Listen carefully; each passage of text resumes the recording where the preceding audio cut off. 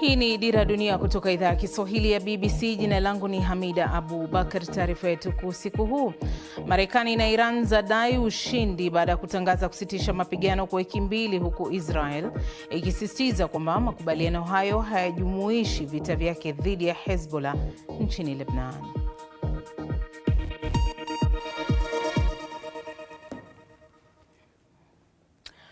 Marekani na Iran zimedai ushindi baada ya kukubaliana kusitisha mapigano kwa wiki mbili.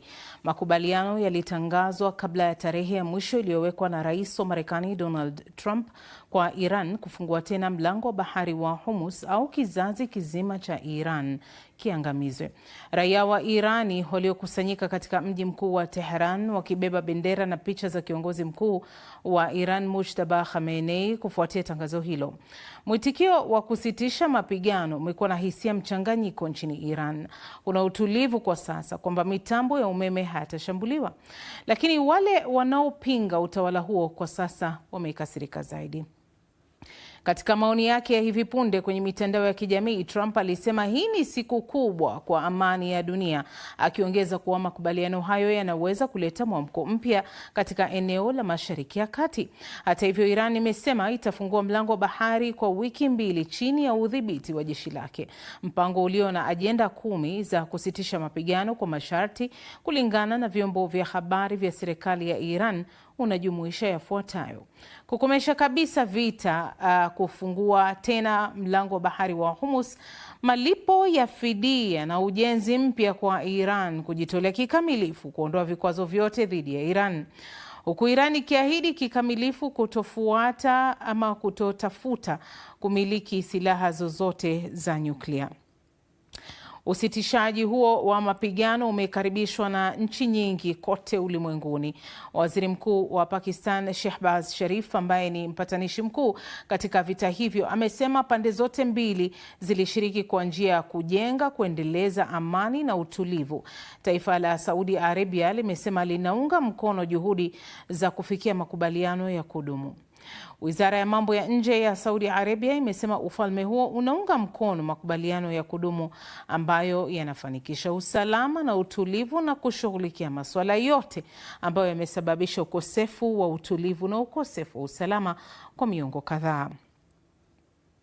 Katibu Mkuu wa Umoja wa Mataifa Antonio Guterres ametoa wito kwa pande zote kuzingatia masharti yaliyowekwa. Israeli ilisema inaunga mkono uamuzi wa Trump kusitisha mashambulizi yake makubwa dhidi ya Iran, lakini ikasema usitishaji huo haujumuishi malengo ya Israel ya kushambulia Lebanon.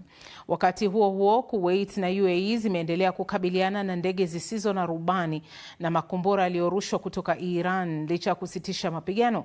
Jeshi la Kuwait lilisema ulinzi wake wa anga unazuia wimbi la ndege zisizo na rubani za Iran. Wizara ya mambo ya ndani ya UAE imesema inakabiliana na tishio la makombora.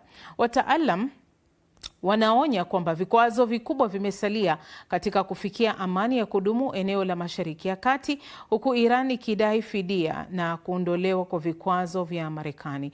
Frank Gardner ana maelezo zaidi. Nahofia kwamba hatua hii haimalizi kabisa tatizo, kwa sababu kuna pengo kubwa kati ya misimamo ya mazungumzo ya Marekani pamoja na Iran. Pande zote mbili zina madai ambayo hayakubaliki kwa upande mwingine, iwe madai ya Iran ya kulipwa fidia au kuwa na aina fulani ya utawala na udhibiti wa mlango wa bahari wa Hormuz, kuruhusiwa angalau kuendelea na utajiri wa silaha za nyuklia katika ardhi yake. Haya yote ni mambo ambayo hayakubaliki kwa Marekani. Licha ya habari za kusitishwa kwa mapigano kutangazwa usiku wa kuamkia leo Jumatano, kiongozi mkuu mpya wa Iran Mujtaba Khamenei hajaonekana hadharani tangu kuuawa kwa babake. Kuna uvumi unaoenea kuwa ni mgonjwa mahututi. Hili ni swala ambalo linaulizwa na wengi: ni nani anayeongoza nchi ya Iran kwa sasa? Taarifa ya Liz Duset inawasilishwa na Leila Muhammad. Mwanazuoni huyu ndiye anayeongoza rasmi Mujtaba Khamenei, kiongozi mkuu wa Iran aliyechaguliwa kumrithi baba yake aliyeuawa katika saa ya kwanza ya vita hivi. Picha ya Mujtaba ipo kila mahali katika hasa mikutano ya serikali kama hii, lakini hajaonekana wala kusikika hadharani tangu shambulio hilo ambalo pia lilimjeruhi. Bado haijajulikana amejeruhiwa vibaya kiasi gani. Tangu wakati huo, Israel na Marekani zimeendelea kuwaua makamanda wakuu na maafisa waandamizi.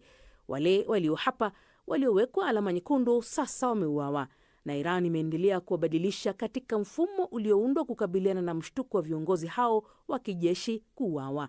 Mamlaka ya uongozi katika Jamhuri ya Kiislamu sasa imetawanyika kwa kikundi kidogo cha wanasiasa, maimamu wakuu na makamanda.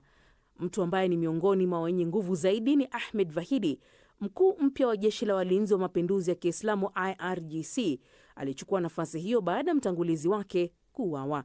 Wamekuwa mwamba mkuu wa Jamhuri ya Kiislamu siku zote, na katikati ya vita hivi sasa ndio wanatoa maamuzi baada ya makamanda wengi kuuawa. Lakini wengine wanawajibikia majukumu fulani pia. Mohamed Baher Ghalibaf ni spika wa bunge la kitaifa na alikuwa kamanda wa IRGC. Mshirika wake mkuu alikuwa ameshauawa hapo awali. Yeye ana msimamo mkali, lakini anachukuliwa kama mtu wa vitendo.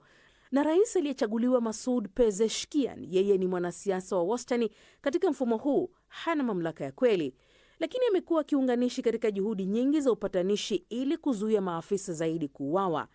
Pia waziri wa mambo ya nje, mwanadiplomasia mkuu wa Iran, naye ni sehemu ya upatanishi na ni miongoni mwa maafisa wanaosemekana kuondolewa kwenye orodha ya watu wa kuuawa kwa sasa. Kuzamia zaidi swala hili tunaungana na mchambuzi Ibrahim Rahbi mubashara kutoka Dar es Salaam, Tanzania. Rahbi, jana tu vitisho vilikuwa vingi kutoka kwa Marekani kuwa itauangamiza mfumo mzima wa Iran. Kuafikia kwa makubaliano haya kulitarajiwa? Bila shaka ilikuwa ni wakati ambao Marekani walikuwa wanataka lolote tu angalau Irani waonyeshe nia ya kukaa kwenye meza, na mara moja Irani walipothibitisha kuwa watakaa kwenye meza, kaona mambo yamebadilika ghafla, kwa sababu iliwashangaza wengi, hata washirika wa Marekani, kuwa vipi Marekani ilikubaliana na uamuzi wa Irani kuweka vifungu vyake 10 mezani na ndio viwe msingi wa mazungumzo yajayo, na haraka haraka Donald Trump akakubaliana na hilo na akaenda kuliposti kwenye mtandao wake wa Truth Social. Kwa hiyo ilikuwa ni hatua ambayo wengi walitaraji, kwa sababu ya aina ya tabia Donald Trump, kuwa si mtu ambaye hutimiza yale mambo makubwa anayasema mara kadhaa, na kile ambacho kilikuwa kinaendelea baada ya Irani kuonyesha kuwa na yeye angejibu kwa kiwango kile kile ambacho Marekani angekifanya, na tayari walikuwa wameshatoa tahadhari kwa nchi jirani au nchi wahusika ambapo kuna kambi za kijeshi za Marekani kuwa nchi hizo zitalipiziwa katika njia zile zile ambazo Marekani angefanya kwa Irani. Kwa hiyo ilionekana wazi kuwa hapakuwa na njia yoyote zaidi ya kuchutama. Ni nguvu za kidiplomasia zilizoshinda hapa, au ni kila upande kutaka kupata walau nafasi ya kujiweka sawa kwa wimbi jingine la kutitimuliana misuli, Rahbi? Tunaweza kusema kuwa kiasi nguvu za diplomasia, lakini unaweza ukaweka kwa mbali sana. Haya ni matokeo ya kile ambacho vijana wa mjini wanasema kushikilia bomba kwa Irani. Kama Irani wangekuwa vinginevyo kinyume, Marekani na Israeli walikuwa na operation ya Epic Fury. Lengo lilikuwa sio la kuwaleta kwenye meza, lengo lilikuwa la kumaliza hiyo operation kijeshi.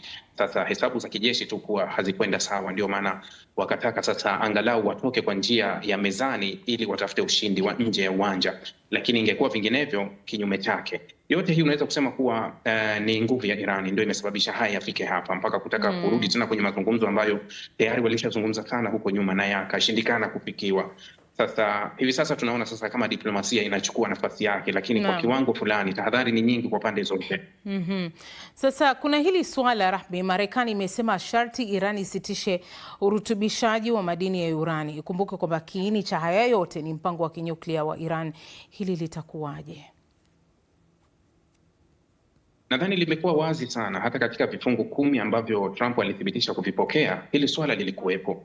Na hata ukirudi nyuma kwenye mazungumzo ya nyuma, mbona Irani walishalizungumza kwa kina sana kuhusu hili? Kwa sababu katika mazungumzo ya nyuma yote Irani walipeleka mezani swala hili moja tu, lilikuwa la nyuklia, na walikubali mjadala kuhusu nyuklia, walikubali upunguzaji wa urutubishaji wa nyuklia, walikubali hata kuichanganya ile urani ambayo ilikuwa imerutubishwa ili watumie kwa matumizi mengine, na walitoa ofa nyingi sana kwa Marekani wakati huo, lakini hawakusikilizwa, ikabidi waingie vitani. Sasa ni ajabu kudhani kuwa hili swala ni jipya sana kwa Irani kulileta, kwa sababu walikwisha kulileta. Lakini leo Donald Trump kwenye mtandao wake wa Truth aliandika kuwa atashirikiana na Irani kwenye hili swala la nyuklia, na akathibitisha kuwa mpango wa nyuklia haujaharibiwa, wa Irani bado uko salama. Naam, asante sana Ibrahim Rahbi, na mahojiano hayo ndio yanayotukamilishia taarifa yetu kuu usiku huu.